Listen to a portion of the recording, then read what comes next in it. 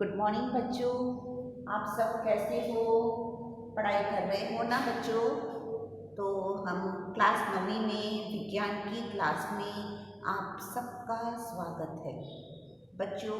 अभी 26-27 के आसपास 26 तारीख को आपकी विज्ञान की 9वीं क्लास की यूनिट टेस्ट है, विज्ञान की और गुजराती की। ठीक है, तो उसके लिए कौन से लेसन पढ़ने हैं बच्चों? उसके लिए पढ़ना है दूसरा, छठा, आठवां, चौदहवां। ठीक है, तो ये सब लेसन हमने करवा चुके हैं, तो दूसरे लेसन का भी रिवीजन मैंने पूरा कर दिया। आप लोग देखो, कुछ कितने हमें दुख होता है कि हम आपको लेसन्स पढ़ाते हैं, फिर से रिवीजन कराते हैं, यदि उसके बाद भी आप नहीं पढ़ो तो हम क्या करें? तो लेसन 2 का मैंने आपको रिवीजन करवा दिया। ठीक है, तो आज मैं ले रही हूँ लेसन 14वां, ऊर्जा के स्रोत। ठीक है, ये आपको पता है लेसन 14वां कौन से है? प्राकृतिक संपदा। प्राकृतिक संपदा पता ही होगा सबको, क्योंकि आगे चल के 10th में ये रहा प्राकृतिक संपदा, आगे चल के भी ये लेसन आपको काम आएगा।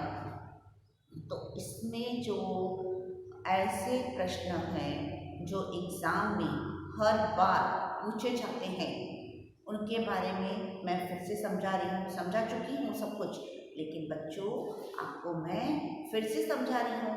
तो उसमें सबसे जो आसान सा क्वेश्चन है, जो कई बार एग्ज़ाम में पूछा जाता है, वो है ओजोन के बारे में बताओ। आप सब पता है कि प्रकृति में जो ओजोन गैस पाई जाती है, ठीक है, उसका क्या काम है? ओजोन का सूत्र है O3। ओजोन का सूत्र बच्चों क्या है? O3। इसका मुख्य काम यही है कि सूर्य प्रकाश धरती पर तो आ रहा है, लेकिन जब आ रहा है तो उसमें जो हानिकारक यूवी रेस या पैराबैंगनी किरणें, अल्ट्रा वायलेट रेस, उनको रोकना है। अगर वो अल्ट्रा वायलेट रेस हमारे शरीर तक पहुंचती है तो हमको कैंसर हो सकता है, हमारे को त्वचा रोग हो सकते हैं। ठीक है, तो इन सब को बचाने का काम कौन करता है? इन सब को बचाने का काम करता है बच्चों ओजोन। तो वायुमंडल में उत्तर कैसे लिखोगे? देखो, मैंने उत्तर भी लिख रखा है। वायुमंडल के ऊपरी भाग में ऑक्सीजन के 3 परमाणु वाले भी अणु पाए जाते हैं। जैसे जैसे जैसे जैसे ऊपर जाएंगे तो वायुमंडल के ऊपरी भाग में ऑक्सीजन के कितने अणु पाए गए हैं? 3 अणु पाए गए हैं। O1, O2, O3, मतलब 3 अणु, O3 कह सकती हो। तो इसका सूत्र O3 है और उसे ओजोन कहते हैं। तो आपको पूछा जाता है कि ओजोन का सूत्र क्या है? आप बोलोगे कि ओजोन का सूत्र है O3। ठीक है, O3 देखो कैसे लिखते हैं, ये रहा देखो O और फिर नीचे 3, ऐसे लिखने का। ठीक है, फिर पूछा जाता है कि ओजोन का क्या काम है? तो ओजोन का काम यही है कि सूर्य की पैराबैंगनी किरणों से वायुमंडल को सुरक्षा प्रदान करना। तो ये वायुमंडल पर हमारे को टकराए, हमारे शरीर से टकराए, हमारी धरती पर आए तो बहुत नुकसान करती है। त्वचा संबंधी रोग हो सकते हैं और कैंसर हो सकता है, ज़मीन को भी खराब कर सकती है, फसलों को भी खराब कर सकती है। कौन सी गैस? पैराबैंगनी। कौन सी किरणें? पैराबैंगनी किरणें, मतलब अल्ट्रा वायलेट रेस। ठीक है, तो यह सूर्य से आने वाली पैराबैंगनी किरणों को पृथ्वी पर आने से रोकती है। ओजोन किससे हमें सुरक्षा देता है? सूर्य की पैराबैंगनी किरणों से। ये एमसीक्यू में भी बार बार पूछा जाता है। ओजोन का क्या काम है? तो आप कहोगे कि ओजोन सूर्य की पैराबैंगनी किरणों को धरती पर पहुंचने से पहले रोक देता है।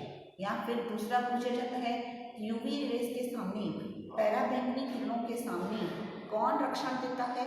ओजोन की परत। लेकिन धीरे धीरे हमारी एक्टिविटीज़ की वजह से, हमारे क्रियाकलाप की वजह से धीरे धीरे इसकी पतली परत होती जा रही है, उसमें छिद्र पड़ते जा रहे हैं। क्यों? क्योंकि धीरे धीरे वातावरण में हम लोग जनसंख्या वृद्धि हो रही है, हम ज़्यादा से ज़्यादा गर्मी की वजह से एसी का उपयोग कर रहे हैं, रेफ्रिजरेटर का उपयोग कर रहे हैं, तो इनमें से निकलने वाली क्लोरोफ्लोरोकार्बन CFC और हाइड्रोफ्लोरोकार्बन, ये गैसेस वातावरण को खराब करती हैं, वातावरण को खराब करके ओजोन की परत में छिद्र कर देती है। ठीक है, तो अगर ओजोन की परत में छिद्र हो गए तो कौन सी हानिकारक किरणें हमारे शरीर से टकराएंगी? सूर्य की पराबैंगनी किरणें। तो धीरे धीरे ओजोन की परत खराब होती जा रही है। किस वजह से? क्लोरोफ्लोरोकार्बन। देखो CFC का पूरा नाम, इसका नाम है क्लोरोफ्लोरोकार्बन,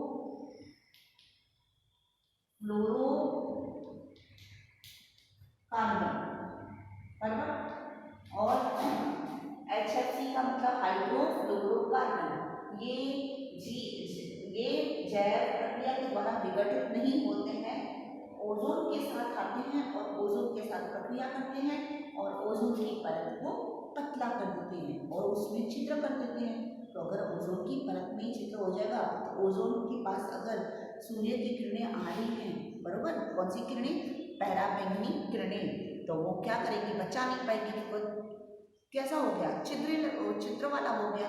तो वो यूवी रेस हमारे शरीर को नुकसान पहुंचाती है। यूवी रेस का मतलब पराबैंगनी किरणें, अल्ट्रा वायलेट रेस।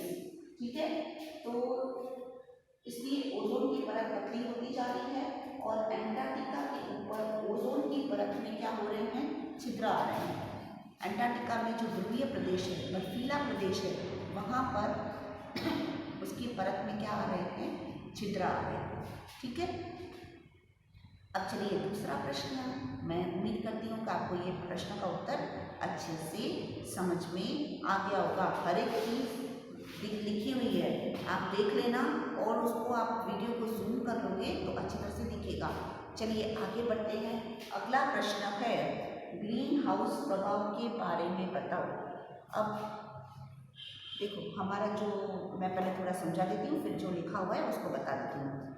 अब आपको बहुत गर्मी लग रही है, ठीक है, तो जो ये वायुमंडल का तापमान बनाए रखने में मदद करता है वो कौन सी गैस है? वो है कार्बन डाइऑक्साइड। लेकिन धीरे धीरे जनसंख्या वृद्धि होती जा रही है, इसकी वजह से कार्बन डाइऑक्साइड का प्रमाण बढ़ता जा रहा है। तो कार्बन डाइऑक्साइड करता क्या है? कुछ गैसेस करती क्या है? कुछ गैसेस ये करती हैं कि सूर्य किरणें फेंक रहा है, उतनी किरण वापस ले जाएगा, लेकिन क्या करता है? वो सूर्य की किरणों को शोषित करता है। कौन? कार्बन डाइऑक्साइड, और उनको वापस नहीं जाने देता। जितनी है थोड़ी बहुत मात्रा में वापस जाती है, पर कुछ मात्रा में वापस नहीं जाती है। तो इसकी वजह से क्या होता है? इसकी वजह से ये होता है कि हमारे वायुमंडल में तापमान का प्रमाण बना रहता है। लेकिन अगर तापमान का प्रमाण धीरे धीरे पहले कार्बन डाइऑक्साइड की मात्रा कितनी थी? 0.03, लेकिन हमारी क्रियाकलाप की वजह से हम वाहनों का ज़्यादा से ज़्यादा उपयोग कर रहे हैं, तो कौन सी गैस बाहर निकल रही है? कार्बन डाइऑक्साइड गैस ज़्यादा मात्रा में बाहर निकल रही है। ज़्यादा मात्रा में निकलेगी तो वो ज़्यादा गर्मी को शोषित करेगी, तो तापमान कैसा हो जाएगा? गर्म। तो अभी फिर से जो लिखा है समझ लो। तो कुछ गैसें पृथ्वी से ऊष्मा को, पृथ्वी के वायुमंडल से बाहर जाने को रोकती है। कुछ गैसें यानी कार्बन डाइऑक्साइड गैस पृथ्वी से ऊष्मा को, यानी जो सूर्य गर्मी फेंक रहा है उसको ले लेती है, लेकिन उसको बाहर जाने से रोकती है। सोचो अगर ये कार्बन डाइऑक्साइड ही नहीं होता, वो अगर ऊष्मा को ग्रहण ही नहीं करता तो हमारे इधर अंधेरा होता, कोई कार्य ही नहीं होता, सूर्य ऊर्जा ग्रहण ही नहीं होती। तो ये सूर्य ऊर्जा रुकी हुई है किसकी वजह से? कार्बन डाइऑक्साइड की वजह से। तो कुछ गैसें पृथ्वी से ऊष्मा को पृथ्वी के वायुमंडल से बाहर जाने को रोकती है, यानी समझो सूर्य ने गर्मी फेंकी, फिर किसने ग्रहण किया? कार्बन डाइऑक्साइड ने। फिर से उसको बाहर जाने से कौन रोक रहा है? Carbon dioxide. कुछ मात्रा बाहर चली जाती है, पर कुछ मात्रा वायुमंडल पर ही पृथ्वी पर ही रहती है। तो वायुमंडल में विद्यमान इस प्रकार की जो गैसों में वृद्धि संसार के औसत ताप को बढ़ा रही है, लेकिन धीरे धीरे वायुमंडल में इस प्रकार की गैसें, यानी जैसे कार्बन डाइऑक्साइड है, CFC है, HFC है, इनकी मात्रा बढ़ती जा रही है।